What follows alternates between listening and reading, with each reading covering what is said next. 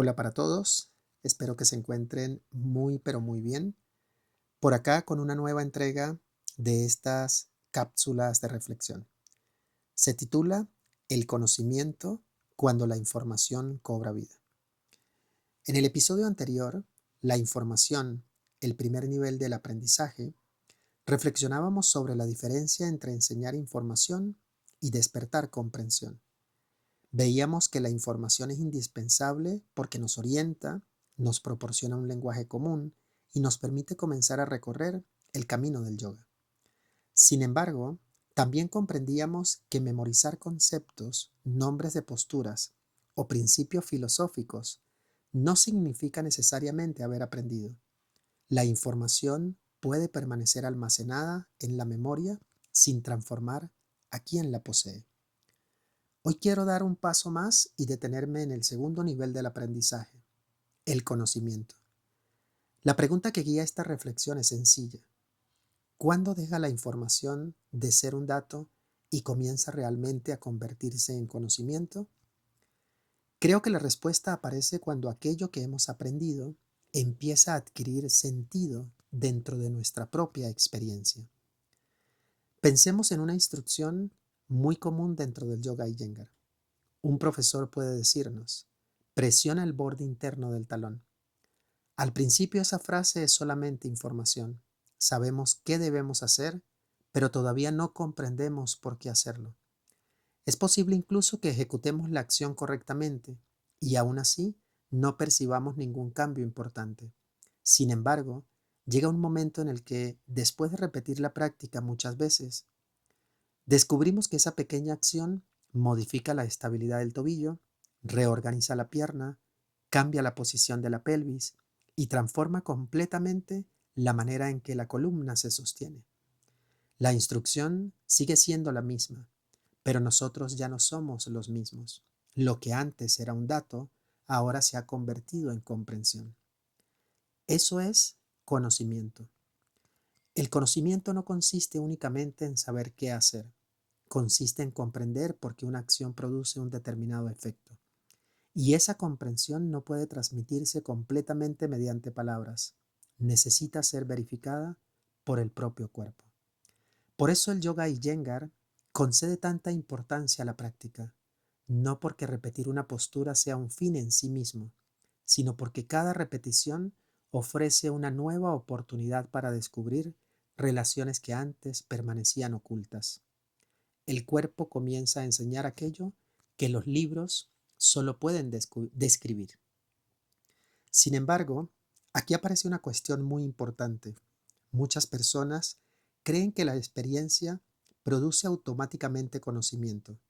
Practican durante años y suponen que el simple paso del tiempo terminará revelándoles todos los secretos del método.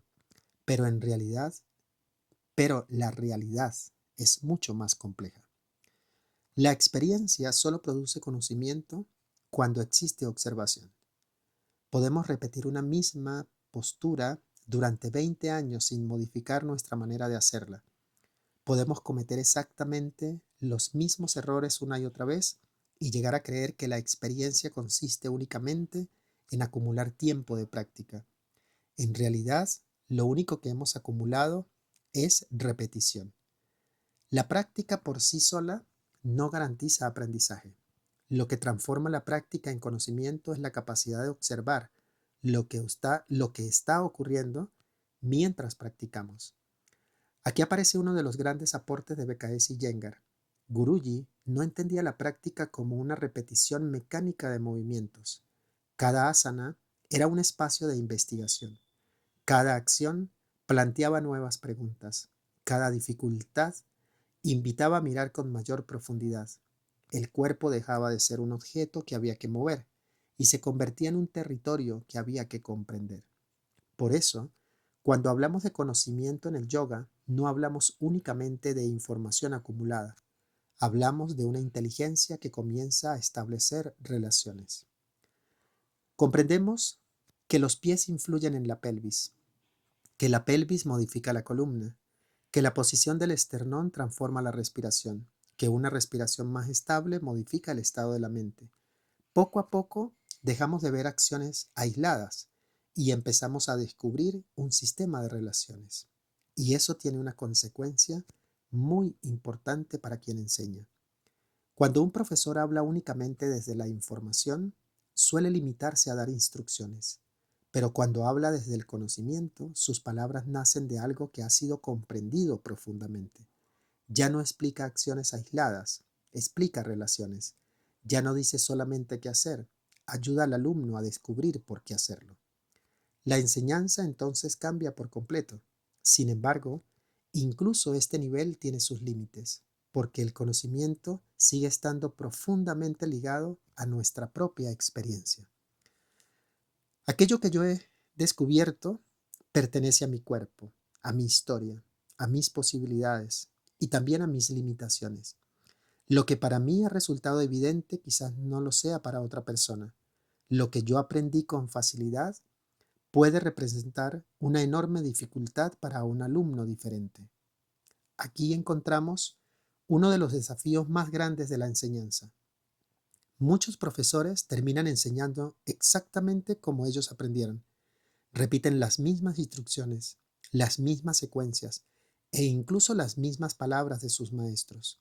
Y aunque esto puede ser útil en determinados momentos, también puede convertirse en una limitación, porque el aprendizaje nunca ocurre dos veces de la misma manera. El verdadero conocimiento comienza a madurar cuando comprendemos que el método debe mantenerse, pero la forma de comunicarlo necesita adaptarse a cada persona. Ese fue uno de los grandes rasgos o de los más extraordinarios de BKS y Iyengar. No enseñaba una secuencia fija para todos. Observaba primero al alumno y luego decía cuál era la mejor manera de ayudarlo a comprender. La enseñanza no partía de una receta previamente establecida, partía de la observación. Y aquí aparece una diferencia que considero esencial. El conocimiento no consiste en tener respuestas para todas las preguntas. Consiste en aprender a formular mejores preguntas. En lugar de preguntarnos únicamente cómo hacer una postura, comenzamos a preguntarnos qué relación existe entre una acción y otra. ¿Por qué aparece una determinada dificultad? ¿Qué nos está mostrando el cuerpo? ¿Qué parte permanece despierta y cuál todavía necesita atención? Las preguntas empiezan a ser más importantes que las respuestas, porque son ellas las que mantienen viva la investigación. Tal vez por eso el verdadero conocimiento nunca produce arrogancia. Al contrario, cuanto más comprendemos el método, más conscientes somos de todo aquello que aún no comprendemos. La práctica deja entonces de ser un espacio para demostrar capacidad y se convierte en un lugar para seguir aprendiendo. Y esa actitud transforma también la enseñanza. Un profesor deja de presentarse como alguien que posee todas las respuestas. Comienza a verse como un investigador que acompaña a otros en el mismo proceso de descubrimiento. Creo que este es uno de los mayores legados de BKS y Iyengar. Nos enseñó que el conocimiento no termina cuando comprendemos una postura, comienza precisamente allí. Cada comprensión abre nuevas preguntas, cada respuesta revela relaciones que antes permanecían ocultas, y esa investigación nunca concluye. Sin embargo, todavía queda un último nivel, porque una persona puede poseer un conocimiento profundo del método y aún así no haber transformado completamente su manera de vivir. Puede comprender las relaciones entre el cuerpo, la respiración y la mente, pero seguir utilizando ese conocimiento para alimentar el ego, buscar reconocimiento o imponer sus propias ideas. Por eso el conocimiento, aunque representa un enorme avance respecto a la simple información, todavía no constituye el destino final del aprendizaje. En el próximo episodio reflexionaremos sobre el tercer nivel, la sabiduría. Descubriremos por qué la verdadera enseñanza no consiste únicamente en saber más ni en comprender mejor, sino en permitir que esa comprensión transforme nuestra forma de vivir, de relacionarnos con los demás y de acompañar el aprendizaje de quienes llegan a nosotros buscando el yoga. Namaskar.